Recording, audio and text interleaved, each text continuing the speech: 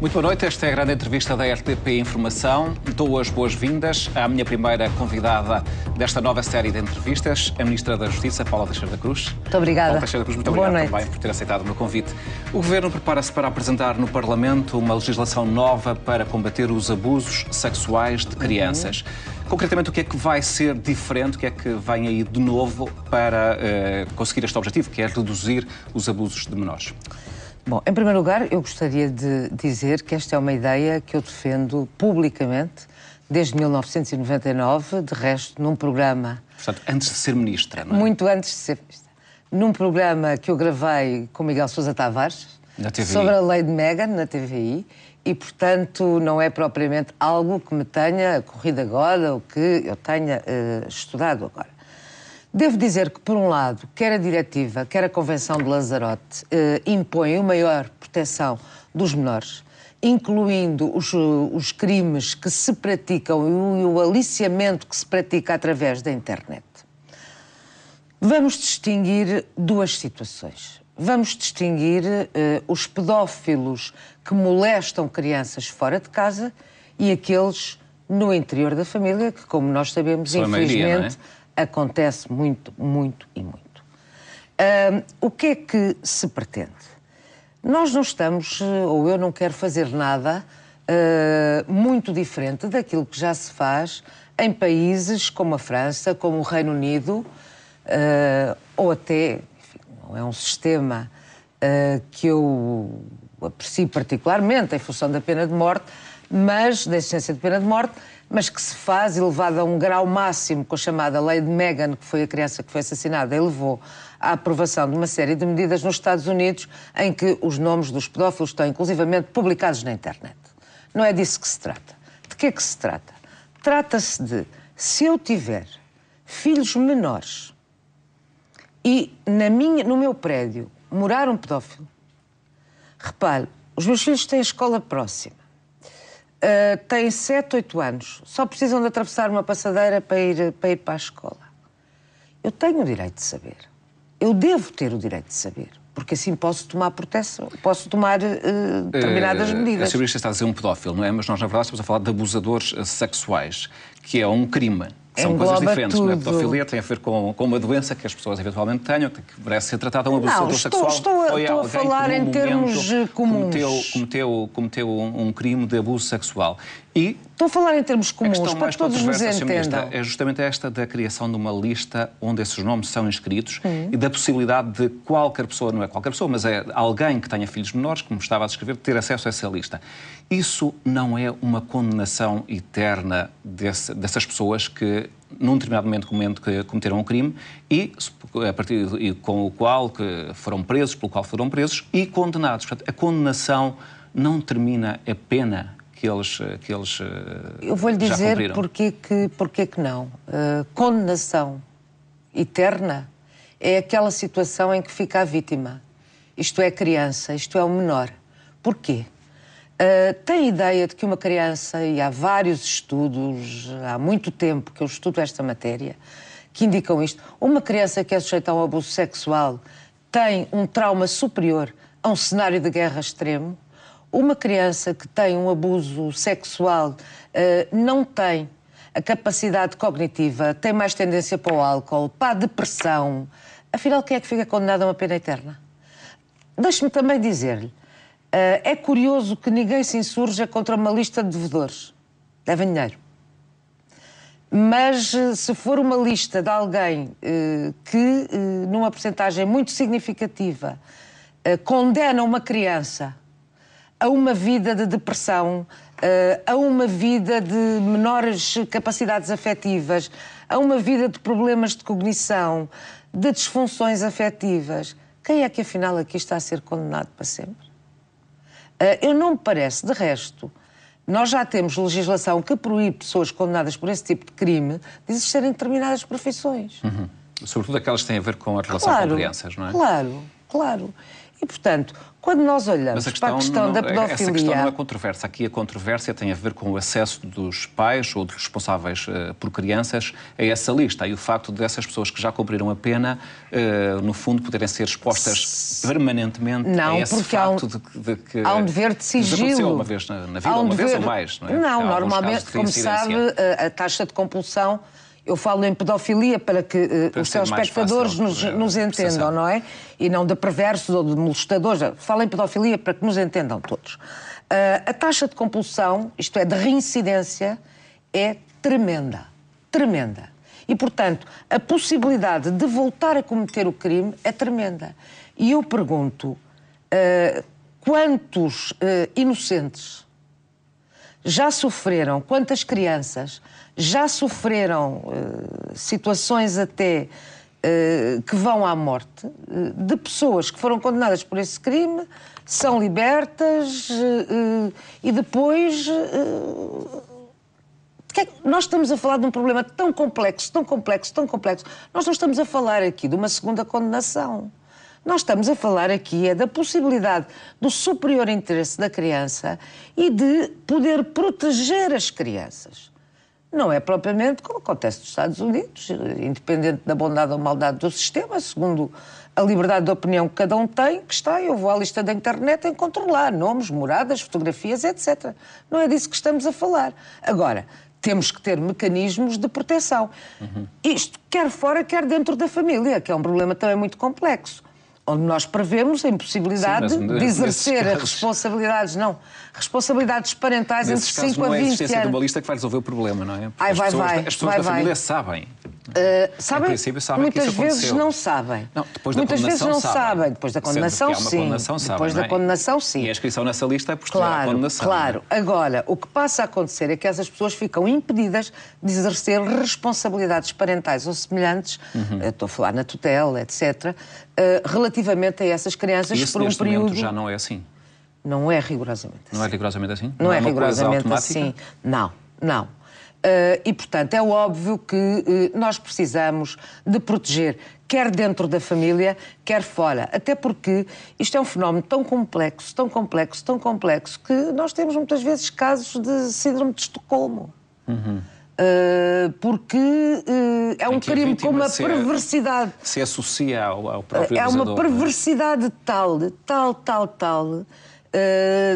com uma tal mistura de sentimentos e a tal perversidade de que eu falo, não é? Que se instale a própria confusão na própria vítima, que com 5, com 6...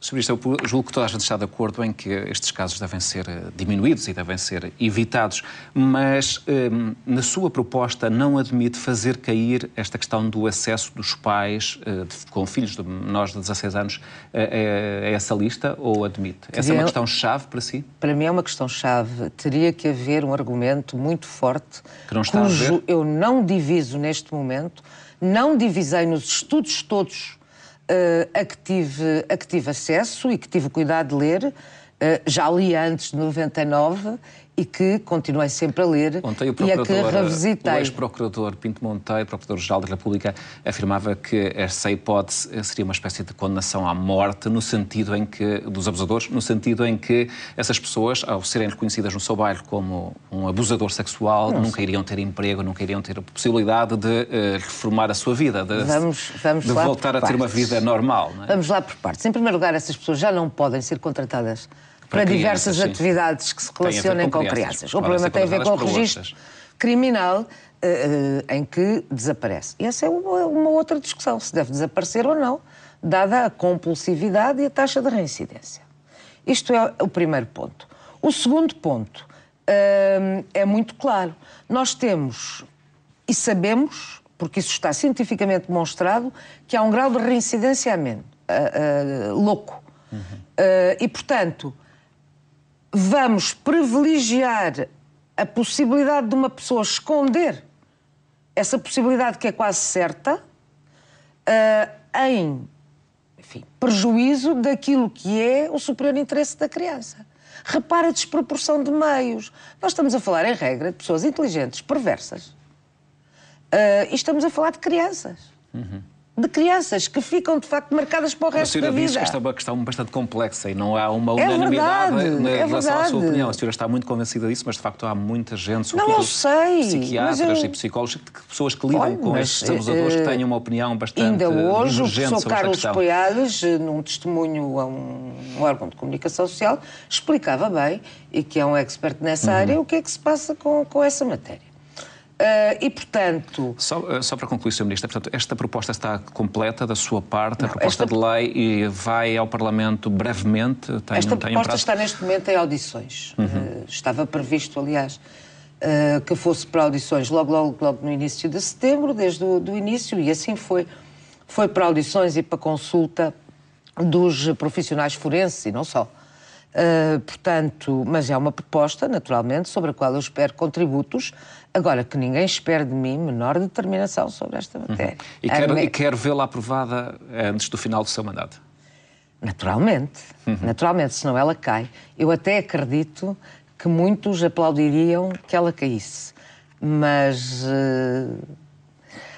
quando se tem a responsabilidade que eu tenho, há obrigações que temos que cumprir, por muito difíceis que sejam. E por muito incompreendidas, sobretudo pelas elites que sejam. Vamos, assim, as elites que às vezes acusam a Sra. Ministra de ser populista com este tipo de medidas, nomeadamente esta do... Acusam-me de ser populista e o contrário, não é? Tão depressa me acusam de ser populista como me acusam de ser teimosa por causa da introdução das especializações e da reforma judiciária, etc. Do mapa judicial, estamos no 3º dia da aplicação deste novo modelo de funcionamento da justiça.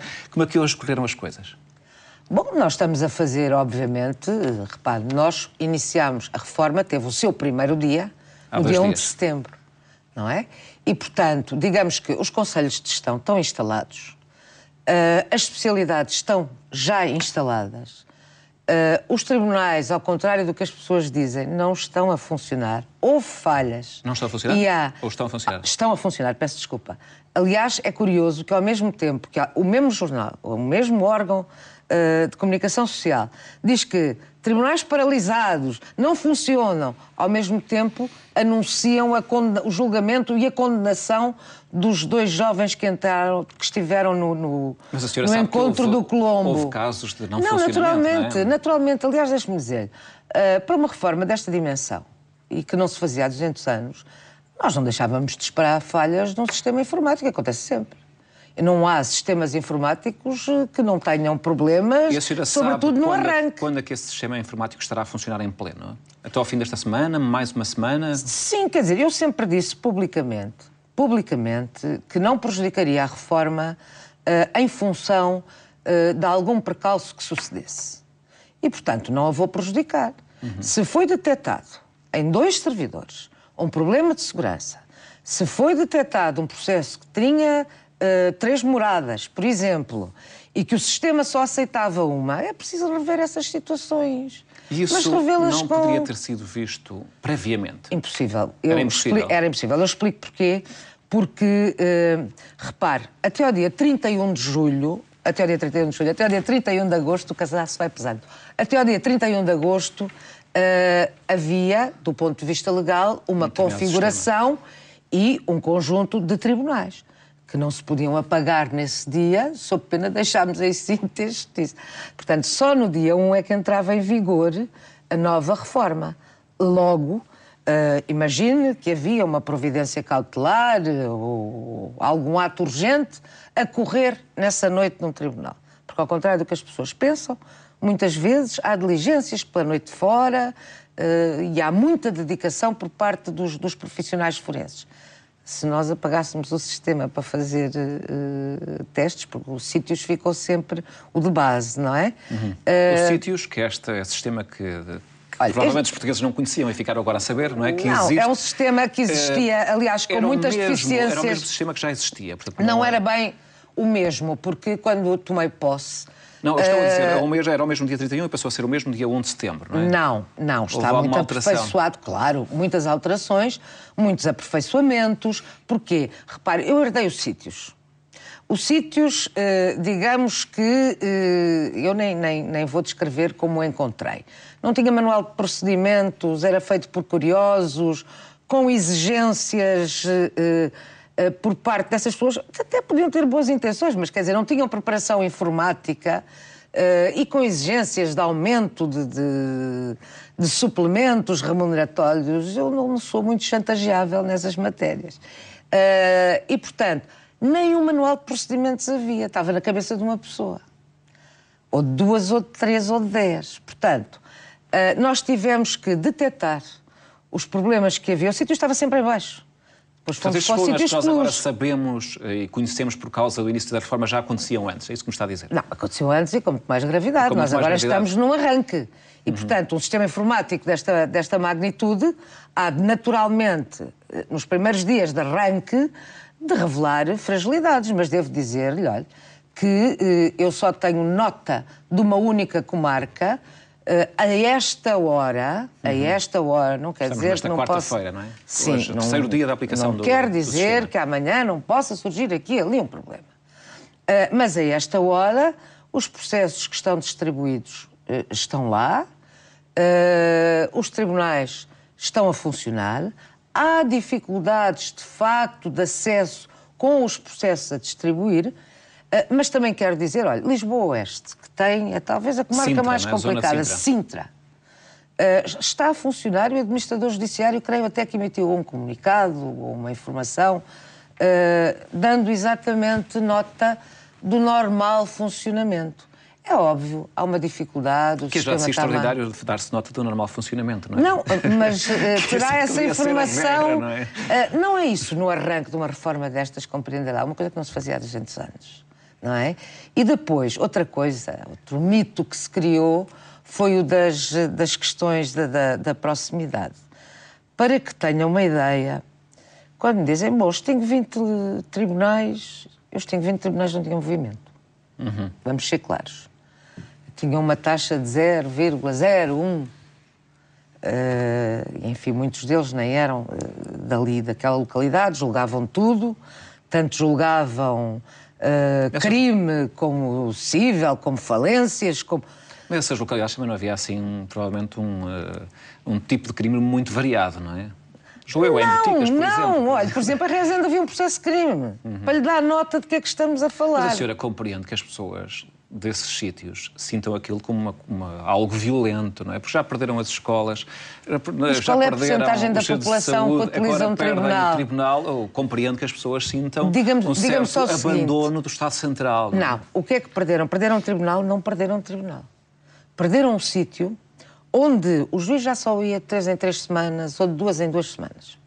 Onde se julgava tudo. Imagina que tem um problema cardíaco grave, comparando com a saúde, e mal comparando. Vai um generalista? Não, tem que ir ao especialista. Pois. O problema é exatamente nos tribunais não havia, não é? Portanto, não havia. Tinham que julgar tudo. E como compreende, um juiz não é Deus na terra. Nem pode ser. Nem pode ser. E, portanto, o que é que nós fizemos? Nós levámos as especialidades para o interior onde não existia. Em muitas especialidades, olha, família menor... falar das grandes cidades do interior, não é? Ou das cidades do interior, não, das vilas. Não, senhor, peço desculpa.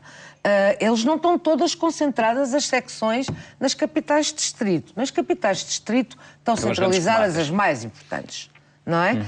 Mas depois estão espalhadas por várias cidades do distrito. Tivemos o cuidado de ver as cidades a norte, a sul do distrito. Por exemplo, eu vou-lhe dar Mértola. Mértola não tinha processos para se manter. Vai-se manter porquê? Porque a distância, de facto, é demasiado grande. E tudo isso foi tido. Eu já ouvi falar em 150 km, 100 km. Ou seja, não há ninguém, não há nenhum tribunal que fique a uma distância superior a 59 km. Até porque legalmente... Nem o de Boticas, que vão ter... Eu vi reportagens nos últimos dias sobre Boticas, em que as pessoas teriam, de algumas aldeias do Concelho de Boticas, em que demoravam cerca de 4 horas até ao Tribunal de Vila Real, porque os transportes não são automáticos, não há ligações imediatas. Sobre e, portanto, vi os cidadãos a dizer, eu para estar no tribunal às 9 da manhã não consigo estar, ou tenho que ir de véspera, e isso é muito complicado, porque as pessoas também têm poucos recursos. Em primeiro lugar... Eu também gostava que desse uma palavra a essas pessoas que estão nesses sítios. Ainda bem que me dá essa oportunidade. Em primeiro lugar, não há nenhum tribunal de destino que se localiza a mais de 59 km. E há uma razão também subjacente a isso. que é o facto... Eu não quero interromper, mas só queria precisar um ponto, que é que provavelmente para as pessoas não é tão importante os quilómetros, mas a qualidade das estradas. O acesso mas eu tenho, aos tribunais que estão mais próximos. Eu até lhe dou os minutos, o tempo. O tempo, 65 minutos, 36 minutos, 25 minutos, 52 minutos, 29...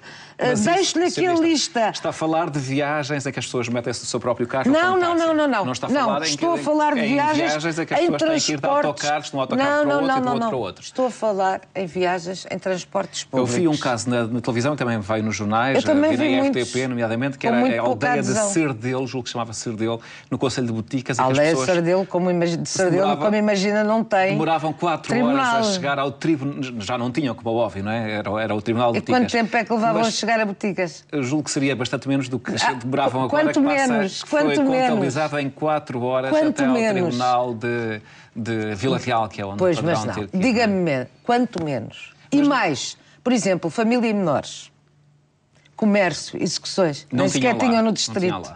Nem no distrito. Neste momento, eu gostava de lhe dar esta nota. E esse é o ponto para si crucial desta reforma, não é? A com certeza, porque isso é que é levar a justiça mais próximas, com mais qualidade. Porque é que há de haver uma justiça no litoral, só em Lisboa, por exemplo, que tem todas as valências, e não havia de haver no interior? Quando me falam em proximidade, eu não deixo de ficar um bocado perplexo com as pessoas. Não leram a lei, não leram a regulamentação da lei, não viram. Eu vou dar só 2 exemplos ou 3, se me permite. Olha, nos Açores, de 2 instâncias especializadas, passamos para 15, mais um DIAP, combate ao crime, como prioridade. Em Aveiro, de 11 para 31 instâncias especializadas e o DIAP. Em Braga, de 15 para 30, mais um DIAP. De Évora, de 5 para 9, mais um DIAP. Vila Real, veja Vila Real, por favor. Vejo com certeza, passa de uma instância especializada para 9 instâncias especializadas. Portanto, quer dizer, Viseu, de 4 para 13, mais um DIAP. Eu penso que isto é absolutamente esmagador. Eu posso até transformar Portanto, isto... os casos que nós temos vindo a ver na imprensa ou na televisão... eu gostava que lá fossem. Não, Sr. Ministro, os jornalistas foram lá e fizeram as contas, atenção. Não, eu gostava que lá fossem e que percorressem transportes públicos. Serão detalhes numa reforma maior que tem outros objetivos sobretudo, que não tinham no é? interior, quer dizer, tinham que andar 2 ou 3 distritos ou 4... Para terem um tribunal de competência especializada quando precisavam, agora não. E estas secções de proximidade, que têm estado a chamar balcões, é não saber do que se está a falar. Ali, eu não preciso de me deslocar. Eu hoje não tenho. Por isso é que a questão da deslocação é, de facto, de quem não conhece a reforma na sua globalidade. Eu posso ser inquirida na secção de proximidade, não tenho que me deslocar. Mas as audiências hoje, a história de véspera, que tanta gente fala, as audiências hoje são calendarizadas entre os mandatários e o juiz e podem-se fazer julgamentos nas secções de proximidade. Há até 9, onde isso é preferencial. As pessoas são inquiridas por videoconferência, já todas estão equipadas com videoconferência. Todas as secções de proximidade? Proximidade já estão. Eu tive ontem essa informação até ao final do dia e, portanto, já estão todas com videoconferência. As pessoas podem ser inquiridas por videoconferência. As partes e o juiz podem acertar as datas e as horas. As horas, as datas. Portanto, não já não temos... drama. Não, deixe-me só terminar, porque isto é de facto muito importante. Já não podem ser chamadas 3 nem 4 testemunhas ao mesmo tempo. E ficar o dia todo à espera. E ficar o dia todo à espera ou mandar para trás. Porque uma audiência que seja adiada... Desde quando, Sra. Ministra? Olha, desde há Ainda há bem pouco tempo fui a tribunal e, por acaso, eram várias pessoas e testemunhas e foram todas convocadas à mesma hora. Pois. Portanto, eu estive lá de manhã até meio da tarde, até a hora em que eu fui chamado. Não é? Eu explico no CIVEL, com o Código de Processo Civil, exatamente, que é subsidiariamente aplicável depois a uma série de outros códigos, mas uma vez que parece que isso não terá ficado bem explícito, eu tenho já uma lei interpretativa, no sentido de que isso também se aplica ao penal, ao processo penal, que é provavelmente o problema que teve. Sim. Agora, também, permita-me dizer o seguinte, repare o grau de especialização e de cobertura de especialização. Nós passamos instâncias centrais cíveis de 32 municípios, 10% de cobertura para 308, 100%. instâncias centrais criminais de 5% de cobertura, 16 municípios para 308, todos. Não vou aqui falar de todos, mas, por exemplo, família e menores, que é uma questão que me preocupa particularmente, de 83 municípios, 27% para 235 municípios, que representam 76%. Parece que isso é o coração da reforma, não é? Não é só isto. Isso é que faz a diferença entre o modelo que existia e o modelo que é responsabilidade. Os tribunais terem objetivos, serem monitorizados esses objetivos. Eu essa parte também gostava de lhe falar, porque fiquei um bocadinho, não foi perplexo, mas não sabia, fico na preparação para esta entrevista, reparei que essa parte da fixação para objetivos foi adiada para o ano, para 2015, certo? Não é assim. O que acontece é que no primeiro ano da reforma, no primeiro ano da execução da reforma, um bocadinho como no Código de Processo Civil, que há um ano também toda a gente dizia que ia ser o caos e o fim do mundo, e agora está toda a gente contente, porque passámos de 1.200.000, por exemplo, ações executivas pendentes para 1.000, atrasadas, digo eu. Não é pendentes, é atrasadas. A gestão dos tribunais por objetivos, tendo como objetivo grande valores objetivo, de referência processual. A produtividade, aumentar a produtividade nos tribunais. Mas vamos com calma. É uma coisa que não começou já, isto é, só em 2015 é que isso vai começar a ser? Vai começar já com valores indicativos. Valores indicativos. De referência processual. Depois há uma avaliação. Por quem? Pelo Conselho Superior de Magistratura, pelos órgãos de comarca e avaliados com o Ministério da Justiça. O Ministério da Justiça não está fora desse processo? Não está fora deste processo. Eu tinha visto que o Ministério da Justiça estava fora. Eu entregava-me, no fundo, a quem é que nós vamos pedir responsabilidades? Não é embora, o Conselho Superior de Magistratura que tem, em não tem Portugal um há rosto, separação de poderes, felizmente, e eu tenciono reforçá-la ainda mais com os estatutos das magistraturas. Também para arrepio de muitos. Mas a autonomia pode ser um pouco desresponsabilizadora. Não. Sabe que, olha, um dos problemas deste sistema informático de que estávamos a falar, e que é mais complexo, assim que há um ato processual que atrasa, o sistema dispara um sinal. Porque conta os dias, os prazos e mais. Se as audiências são adiadas... Mas ninguém se vai poder esquecer, não é? Não. Se as audiências são adiadas, se começam fora de horas, tudo isso é sinalizado e transposto para uma ata. Portanto, o que se incutiu foi responsabilidade nos sistemas. E há uma administração do próprio tribunal, não é? Composta pelo juiz-presidente, procurador, coordenador... Ao que havia atualmente? Atualmente não tem órgãos de gestão nos tribunais, agora passa a ter. Tiveram a sua formação e mais, passa a ter algo que é muito importante. Mas é do género mal comparado, como se estivéssemos a falar dos gestores hospitalares? É algo parecido? Não há uma gestão patrimonial, não há uma gestão orçamental, digamos assim? Não, há patrimonial, orçamental e processual. Agora... ver, quer dizer, não é propriamente vamos aqui, num grande processo, fazer contingências orçamentais. Tem pouco a ver com isso, porque o orçamento dos tribunais de primeira instância é um orçamento global, portanto, nós não estamos aqui a falar em questões economicistas, não estamos de todo.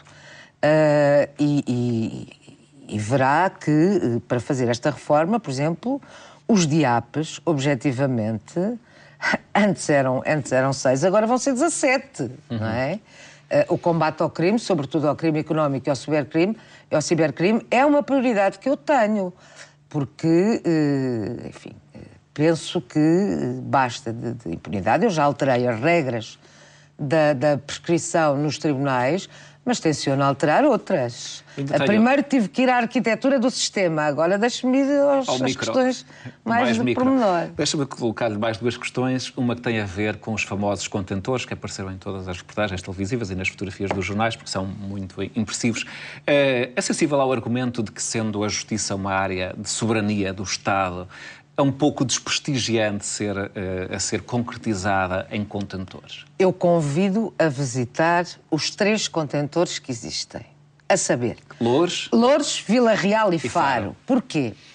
Aliás, nós ouvimos ontem os próprios presidentes das comarcas a dizer que estavam muito bem instalados e que são mais tinham fáceis, tudo. provavelmente, de aquecer do que aqueles palácios mais antigos, não é? Não só porque têm tudo, têm as salas para os advogados, mas têm as salas... não é deixá-los lá eternamente, não? Não, os contratos têm prazos, portanto... E eu nunca, durante o meu mandato, excedi um prazo, nem ultrapassei um orçamento nesta matéria de contratação. Portanto, lembro só a sede da PJ, que ficou por menos 20 milhões de euros do que o governo anterior tinha contratado. Mas os contentores estão lá porque, na verdade, não houve tempo de aumentar os tribunais de modo a receberem os processos e receberem os funcionários que vieram de outras secções que foram fechadas. Eu vou-lhe dar um exemplo. Eu tenho um tribunal a funcionar. Se eu lá fizer uma intervenção grande, ele deixa de funcionar. Dou-lhe outro exemplo. Nós tínhamos uma empreitada num concreto tribunal que era suposto começar a 1 de agosto. O juiz tinha processos urgentes e só podiam começar as obras em 18 de agosto. Naturalmente que vai deslizar. Se era de um mês, vai deslizar para 18 de setembro. Não é? Mas eu não posso separar os tribunais. Isso é que eu não posso fazer. E, portanto, tudo isto tem que ser muito monitorizado e é por um grupo de trabalho, o Conselho Superior de Magistratura, o Conselho Superior da Procuradoria-Geral da República, o Ministério, tudo isto está a ser monitorizado. Portanto, a imagem da justiça, do seu ponto de vista, não fica em causa por ser... num contentor. Por acontecer num contentor sabe o que é que em vez fica, de uma sala de sabe quando é que fica em causa? É fica quando a justiça não é concretizada, não é? Ou quando é muito atrasada.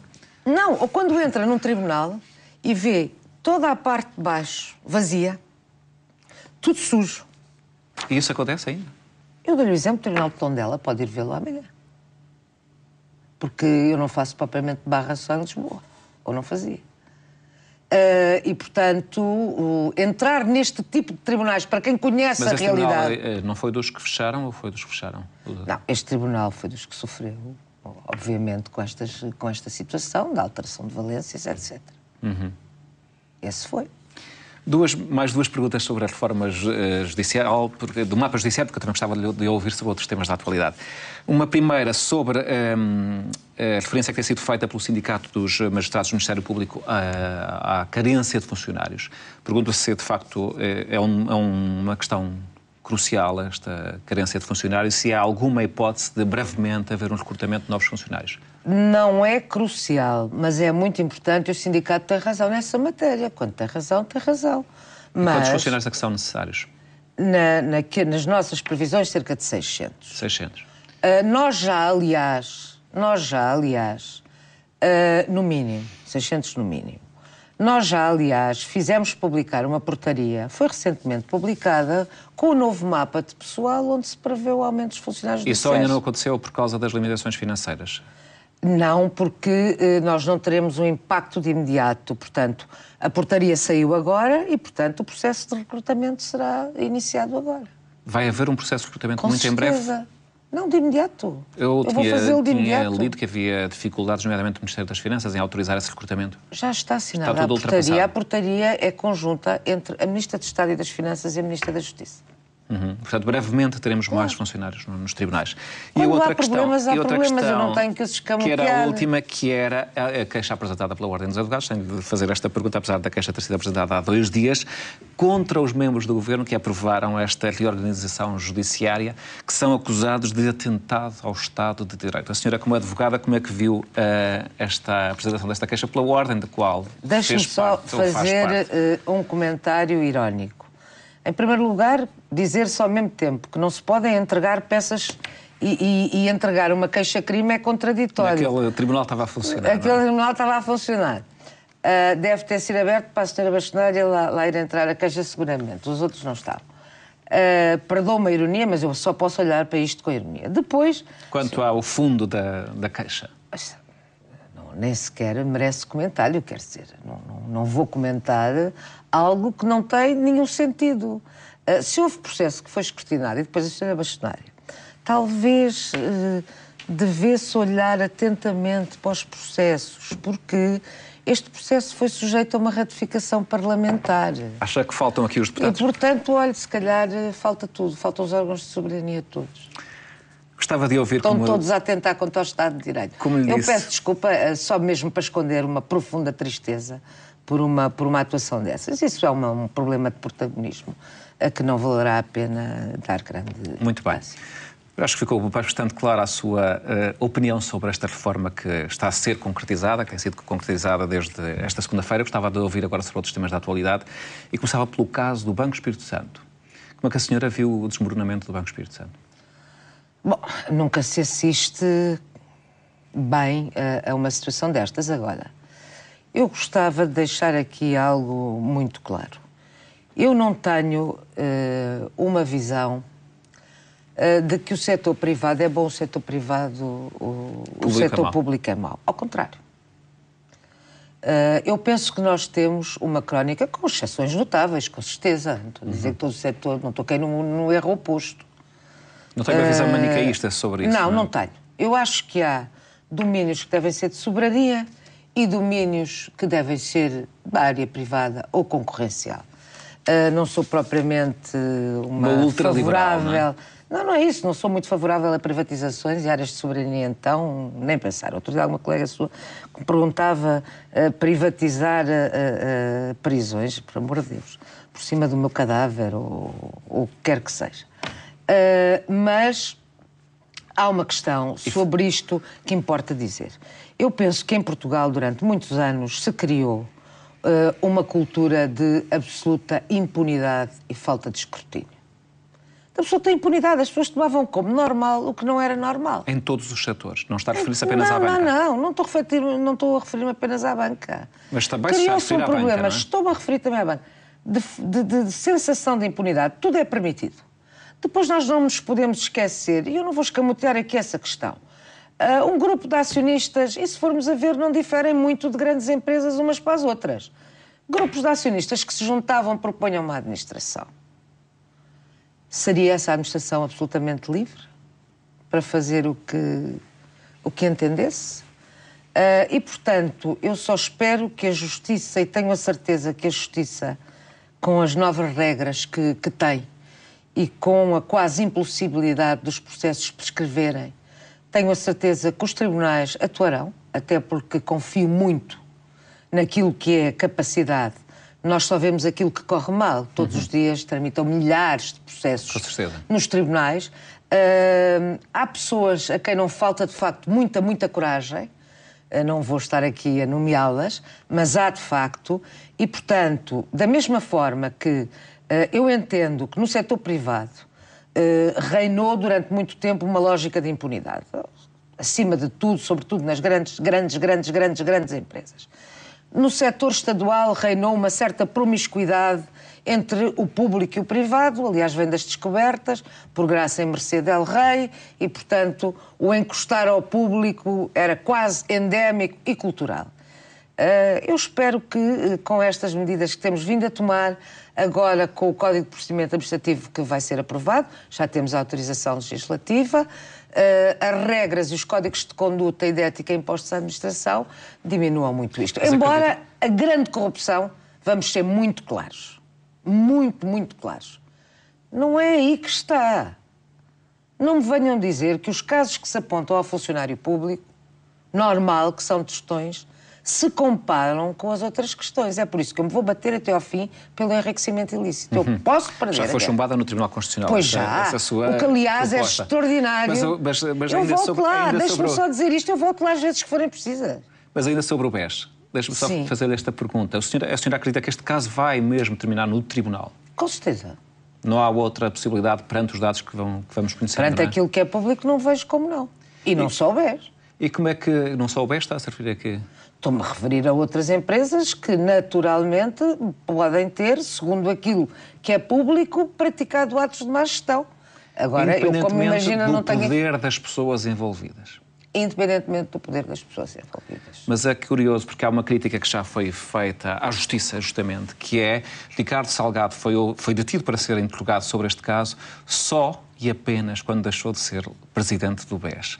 E portanto, houve vários analistas que escreveram que a Justiça Portuguesa só incomoda os chamados poderosos quando eles perdem o poder. Acha que alguém que tem poder real só tem enquanto está a ocupar o lugar?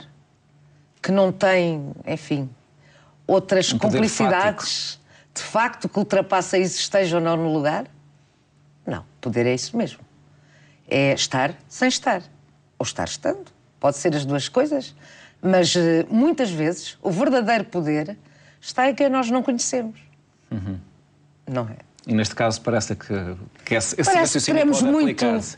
Muito que falar ainda sobre este caso. Portanto, também não ficou chocada com o facto, como houve alguns advogados que ficaram, que o facto de Ricardo Salgado ter sido chamado, ter sido detido para o interrogatório e não apenas chamado, quando ele estava disponível para ir lá. Nós não sabemos, portanto, eu não sei, não tenho e não devo ter, como Ministra da Justiça, a informação circunstanciada dos processos. Agora, a mim parece-me que essas situações se aplicam quando há risco de fuga. Quando há risco de a pessoa ser chamada e preparar a fuga. Então vão lá e detêm a pessoa. É o normal. Não sei se foi o caso, se não foi o caso. Agora, o normal é isto acontecer. Repare, alguém que tem mais, que é chamado e tem risco de fuga ou tem possibilidades disso, normalmente é detido para interrogatório para não se poder eximir ao interrogatório. Se foi o caso ou não. O Governo fez bem em procurar afastar-se deste processo e colocando toda a condução deste caso no Banco de Portugal? O Banco de Portugal e a CMVM são as entidades de supervisão e de regulação. Quer dizer, nós não podemos querer que haja independência para umas situações e dependência para outras. Mal fora que o Governo se tivesse atravessado numa matéria que era matéria da competência de entidades reguladoras. Então aí não seriam entidades reguladoras, seriam pseudo-entidades reguladoras. E acha que as entidades reguladoras compreendem que não tenham reparado na dimensão do que estava a acontecer até ao momento em que a coisa praticamente acontece? Eu compreendo é que há muitas formas de mascarar contas. Muitos conflitos de interesses entre auditorias que são feitas aos bancos. Eu penso que se calhar Mas não é extraordinário, Sr. Ministra, que, por exemplo, este processo em que de repente num semestre há dívidas de 3.500 milhões e que as contas do semestre anterior não tenham notado? Não acha isto tudo extraordinário?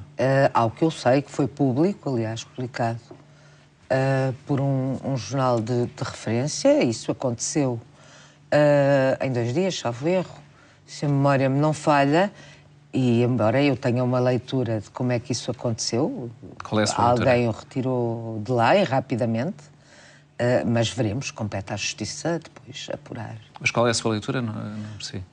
Alguém, para eles terem saído, é porque alguém os retirou, não é? Isto parece-me óbvio.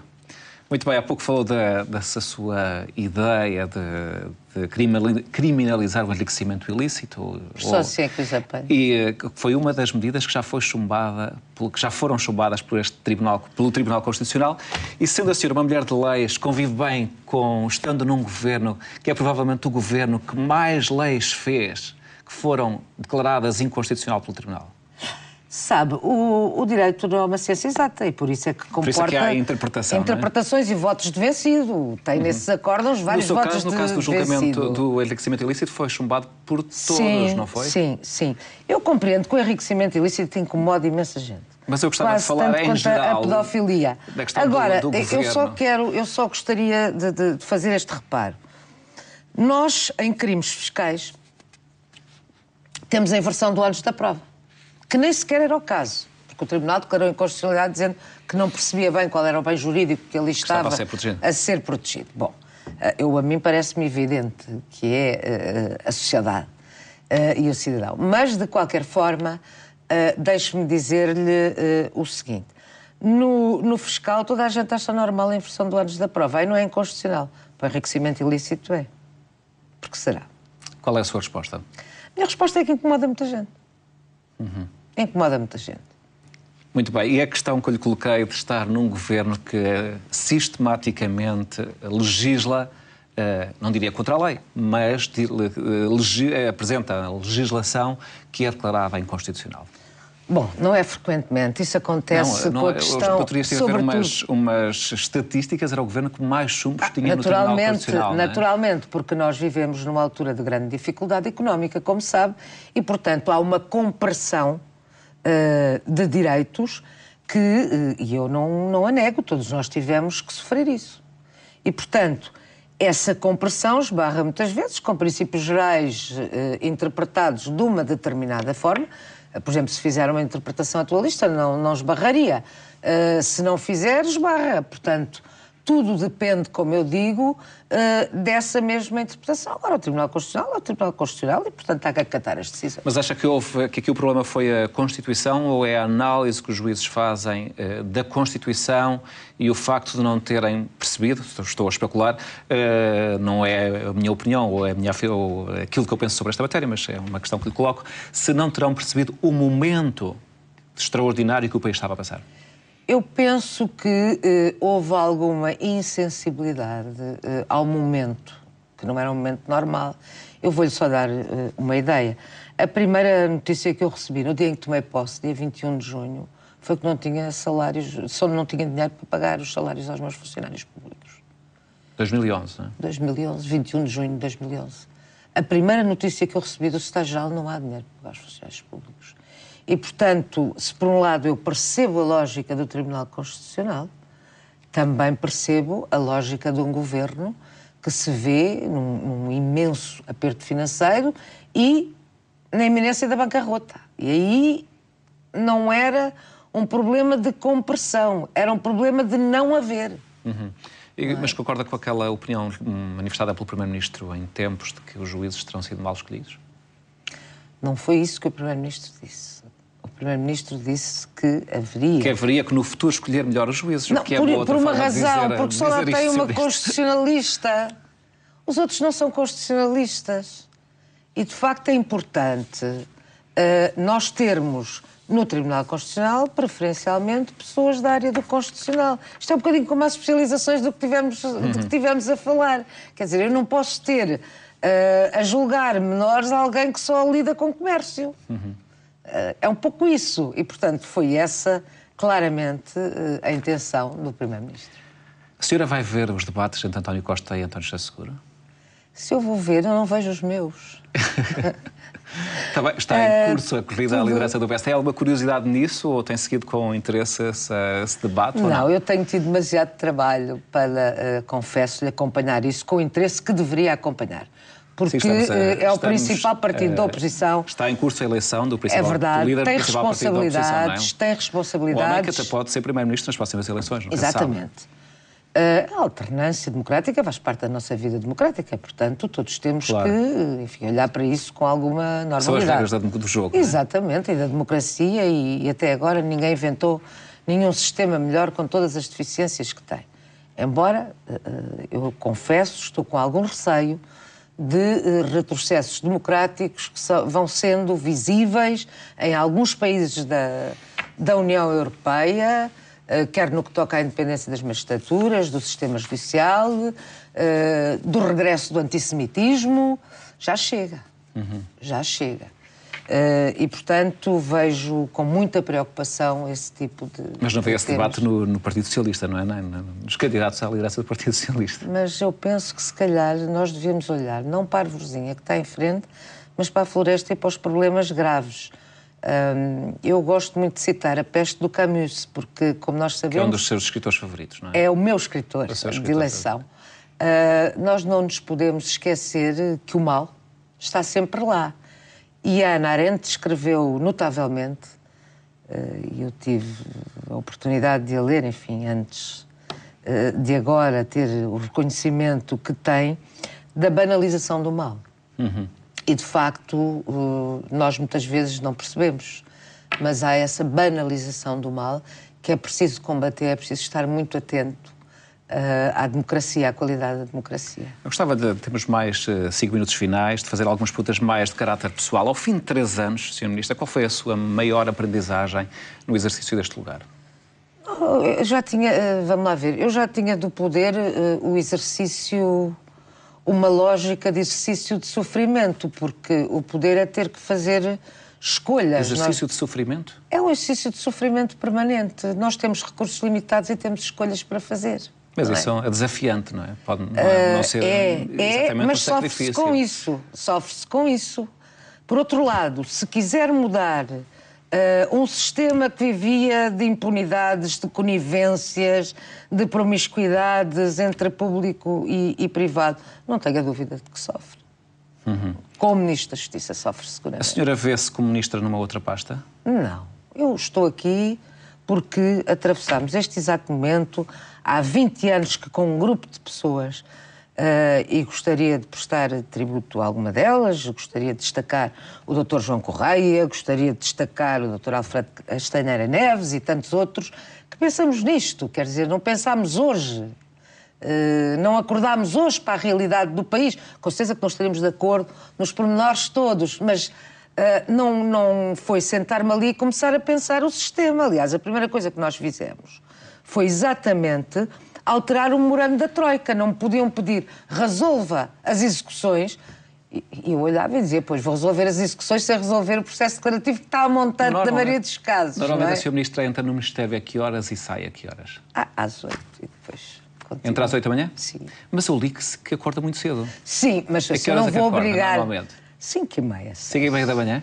Mas não vou obrigar as pessoas, obviamente, que têm que estar ali a estar às minhas horas e, portanto, há muito trabalho que faço de casa. Convive bem com a presença de seguranças ao seu lado?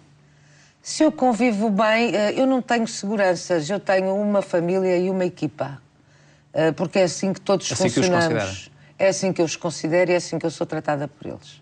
É uma mulher que diz sempre o que pensa? Infelizmente.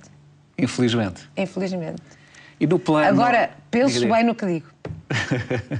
No plano mais íntimo, mais pessoal, até que ponto é que a morte do seu filho mudou a sua vida? Não, eu não vou falar nisso. Não vai falar sobre isso?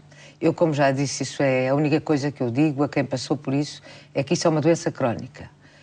Isso muda tudo, como imaginará, e, portanto, eu nunca falei disso em público, nunca falarei. Limito-me apenas a dizer que é uma doença crónica, profunda, talvez a mais grave do que qualquer doença física, mas que temos que aprender a viver com ela, com os seus altos e os seus baixos.